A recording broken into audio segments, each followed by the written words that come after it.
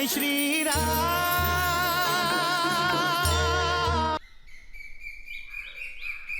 जय श्री राम, जय श्री राम, जय श्री राम, हनुमान? जय श्री राम। महाराज सुग्रीव, प्रभु श्री राम और लक्ष्मण भैया अभी तक निद्रा से जागे नहीं हैं। वीर हनुमान, हम उन्हें जगाने आए हैं। नहीं महाराज विभीषण, प्रभु श्री राम को इस प्रकार निद्रा से जगाना उचित नहीं है। मैं प्रभु को जगाने नहीं दूंगा। प्रलय आए तब भी नहीं? कल्पांत हो तो भी। वीर हनुमान, आप ज्ञानी हैं, आप प्रभु के भक्त हैं, इसलिए आपका ये व्यवहार उचित ही है। परंतु इस समय प्रभु की सुरक्षा को लेकर हम सब असमंजस में हैं। हमारा उनके दर्शन करना अति आवश्यक है। जामवंत जी, ये मैं कब कह रहा हूँ? क्या आप प्रभु के दर्शन ना करें? तनिक रुक जाइए, जैसे ही प्रभु जागते हैं। परंतु हनुमान, तब तक बहुत देर हो जाएगी। तुम नहीं जानते हो, शिविर में एक वानर रक्षक की हत्या हुई है।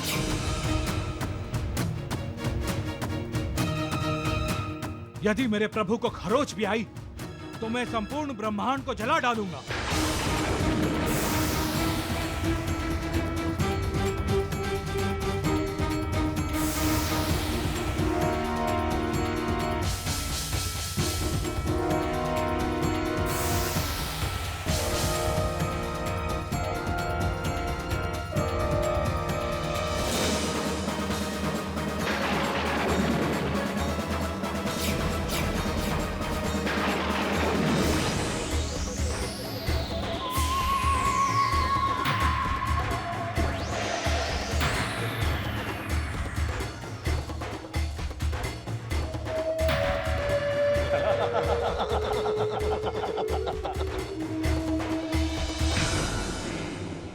राम भाग गया सीते, राम भाग गया। असंभव। सीते, जब लंकेश सामने होता है तो असंभव भी संभव हो जाता है। असंभव को संभव तो मेरे पति प्रभु श्री राम ने कर दिखाया दुष्ट। तुम ही कहा करते थे ना कि उन्हें लंका का पता कभी नहीं चलेगा, परंतु उन्हें लंका का पता चला ना। तुम ही कहा करते थे ना कि इस विशाल समुद्र को कोई पार नहीं कर सकता, इस विशाल समुद्र पर सेतु नहीं बन सकता, परंतु सेतु बना। मेरे पति प्रभु श्री राम ने इस विशाल समुद्र पर सेतु बांधकर असंभव को संभव कर दिखाया और लंका आ गए ना।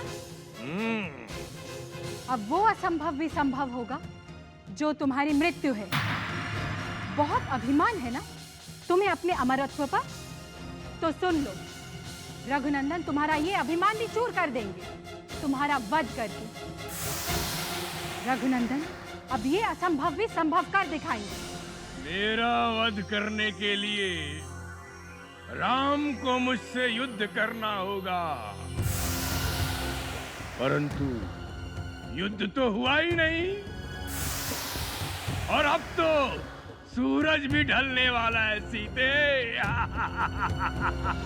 इसके लिए तुम्हें प्रभु श्री राम का आभार मानना चाहिए, क्योंकि उनके कृपा से तुम्हारी आयु एक दिन बढ़ गई है। सुंदरी, तुम्हारा पति राम तुम्हें लंका में ही छोड़कर भाग गया है। क्योंकि वो जानता है जो सुख तुम्हें लंकेश दे सकता है, वो सुख वो तुम्हें कभी नहीं दे सकता। तुम्हें मेरे सुख की चिंता करने की कोई आवश्यकता नहीं है दुष्ट। मुझे तो तुम्हारी चिंता लगी हुई है सीते, क्योंकि राम अब कभी नहीं लौटेगा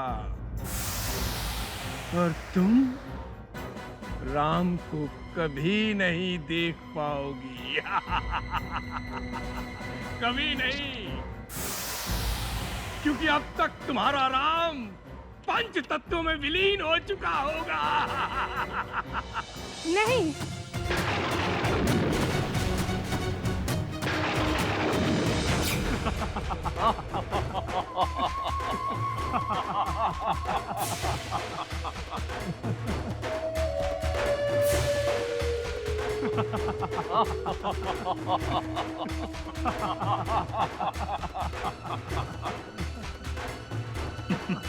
भाई रावण, आधा कार्य तो हमने रावण का पूरा कर दिया है। राक्षस देवता को इन दोनों की बलि देते ही सूर्यास्त से पहले पहले उसका कार्य पूर्ण हो जाएगा। हाँ, और हमारा वचन भी पूरा हो जाएगा।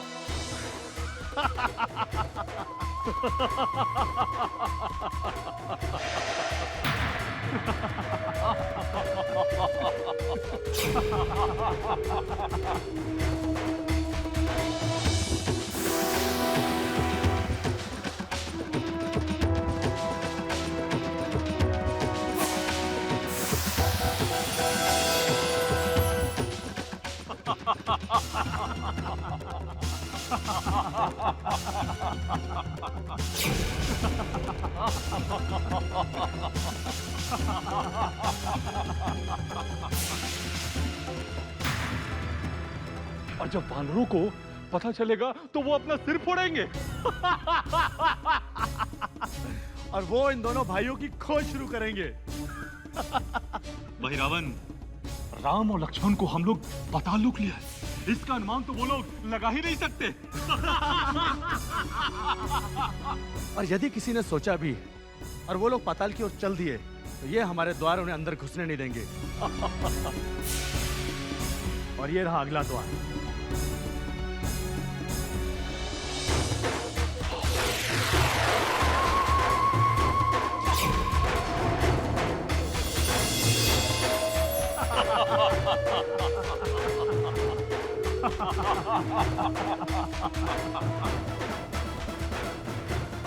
भाई रावण, अब पाताल में आने के सारे मार्ग बंद हैं। अब इन दोनों के बलि के पश्चात ही मार्ग खुलेगा।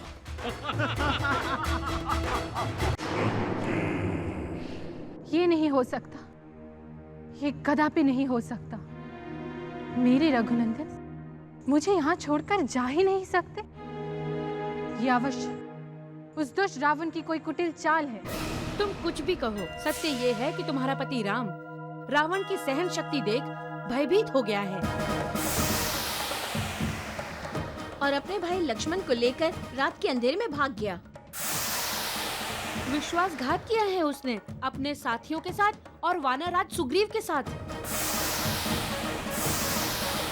अब तुम्हारा निर्णय अपने आप हो गया।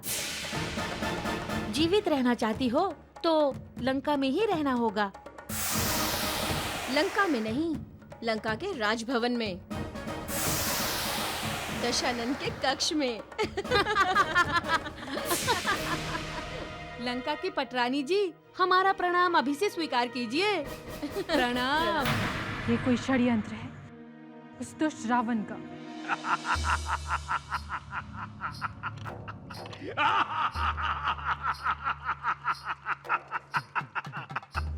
आपकी हंसी बता रही है कि आपका कोई षड्यंत्र सफल हो गया है। महारानी, षड्यंत्र नहीं, यंत्र सफल हो गया है। लंकेश ने विजय प्राप्त कर ली है महारानी। संसार की कोई भी सेना बिना राजा के युद्ध नहीं कर सकती। वानर सेना कब तक राम की प्रतीक्षा करेगी? कब तक? सूर्यास्त होने तक सब कुछ समाप्त हो जाएगा। आपने अपनी माया से राम और लक्ष्मण को अदृश्य तो नहीं कर दिया? ये अधर्म है स्वामी, अधर्म है। महारानी, हम राक्षस हैं, राक्षस। छल राक्षस जाति का अस्त्र है। प्रेम और युद्ध में विजय प्राप्त करने के लिए कुछ भी अधर्म नहीं है महारानी। फिर यहाँ तो विजय श्री के साथ साथ सुंदर नारी सीता भी मिल रही है।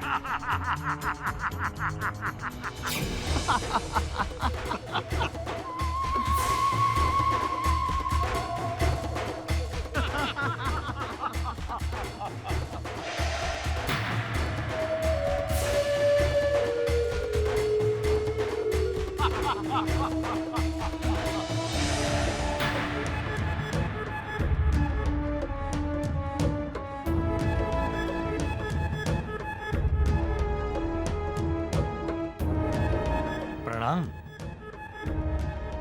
मकरध्वज, आज्ञा महाराज। मकरध्वज स्मरण रहे, पाताल के मुख्य द्वार की सुरक्षा का दायित्व केवल तुम्हारे ऊपर है, केवल तुम्हारे ऊपर। मकरध्वज अकेला पूरी सृष्टि पर भारी है महाराज। पहले तो इस द्वार को लांघ कर आना संभव नहीं है, और तुम्हारे जैसे परमवीर को जीतकर इस पाताल नगरी में पहुंचना शायद ही किसी के बस में हो। इस मकरध्वज के होते हुए किसमें इतना साहस है जो एक पग भी अंदर रख सके?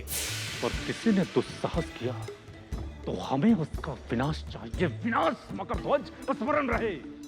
जो आज्ञा महाराज।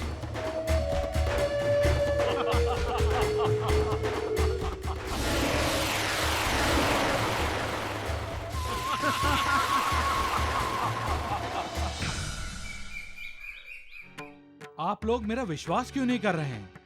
रात्रि में शिविर के पास कोई नहीं आया और ना ही प्रभु श्री राम और लक्ष्मण भैया शिविर से बाहर आए हैं। जब मैं शिविर की रक्षा कर रहा था तब मैं पूरी तरह से सतर्क और सचेत था, सो नहीं रहा था मैं। परंतु हनुमान, हम आपको दोष नहीं दे रहे हैं। हम तो केवल इतना जानने का प्रयास कर रहे हैं वीर हनुमान कि प्रभु अचानक लुप्त कहाँ हो गए। न उन्हें कोई लेकर गया और न ही वो शिविर के बाहर आए। अतः वो गए कहाँ? महाराज विभीषण, दो ही मार्ग हो सकते हैं, आकाश मार्ग या धरती मार्ग। आकाश मार्ग से ना तो वो गए हैं और ना ही कोई उन्हें ले जा सकता है, क्योंकि मैंने अपनी पूंछ से शिविर की छत को पूरी तरह से घेर रखा था और कोई भी मेरी इच्छा के विरुद्ध मेरी पूंछ को हिला तक नहीं सकता। शिविर के बाहर का कोना कोना हमने दूर दूर तक जांच लिया है। धरती पर हमें ऐसा कोई चिन्ह नहीं मिला जो धरती के अंदर जाने का द्योतक हो। हमें एक बार फिर शिविर के भीतर की धरती का निरीक्षण करना होगा। आइए।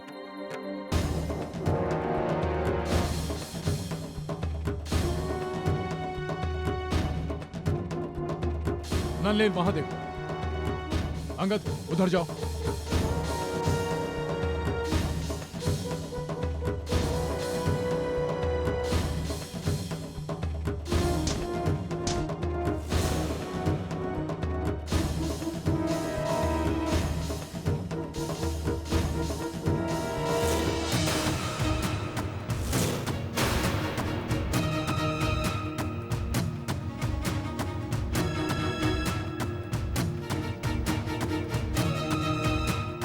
सुग्रीव,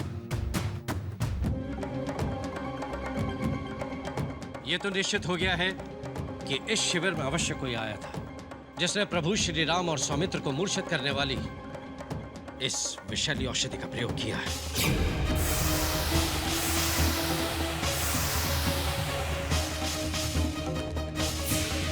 और यह भी निश्चित हो गया है कि वो यही कहीं भूमि से मार्ग बनाकर अंदर आया है। आप सभी ध्यानपूर्वक ढूंढें, वो स्थान हमें अवश्य मिलेगा। जाइए, आप सभी ढूंढिए। अंगद जाओ, वहां ढूंढो।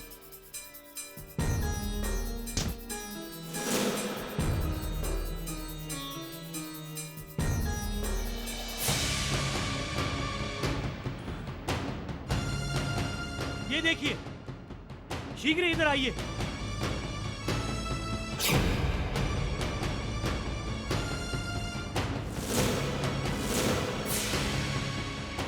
नलनील, देखो वहां क्या है।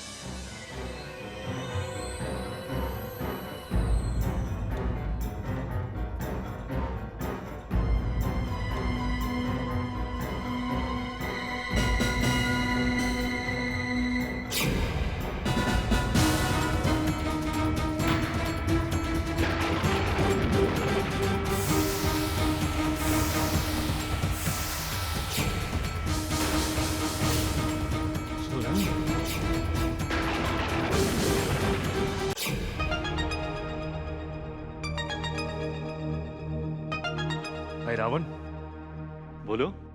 एक विचार आया है। बताओ। हमारा वचन भी पूरा हो जाएगा और रावण की चिंता भी दूर हो जाएगी। पर विचार क्या है? और सीता भी रावण की हो जाएगी। परंतु विचार क्या है? अरे रावण, हम इन दोनों भाइयों को समुद्र में फेंक देते हैं। मछलियां और मगरमच्छ इन्हें खा जाएंगे और ये सदा के लिए लुप्त हो जाएंगे। परंतु राक्षस देवता को दी जाने वाली बलि, उसका क्या होगा? हाँ, यदि हम देवता को प्रसन्न नहीं करेंगे तो देवता हमें प्रसन्न नहीं करेंगे। इनकी तो बलि दी जानी चाहिए। कोई भी संकट मेरे प्रभु को संकट में नहीं डाल सकता, क्योंकि स्वयं प्रभु श्री राम संकट विमोचन है। फिर भी वीर हनुमान, संभव है भ्राता श्री रावण ने कोई कुटिल चाल चली हो। हमें जो भी कार्य करना है बहुत सोच समझ कर करना है। इसलिए हमारा प्रथम कर्तव्य होगा प्रभु श्री राम और सौमित्र के प्राणों की रक्षा करना।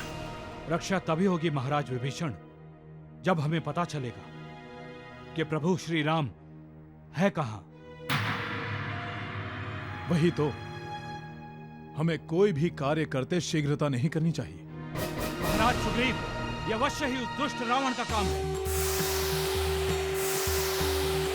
मैं उसे जीवित नहीं छोड़ूंगा।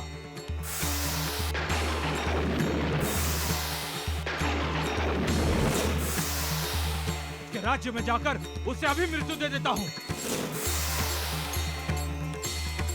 जामोन जी, मुझे आशीर्वाद दीजिए।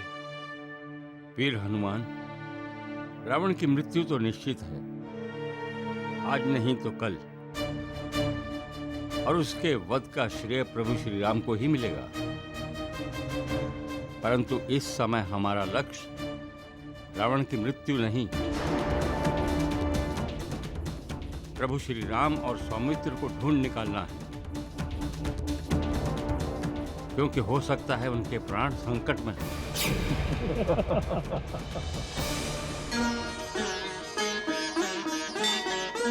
जय श्री राम।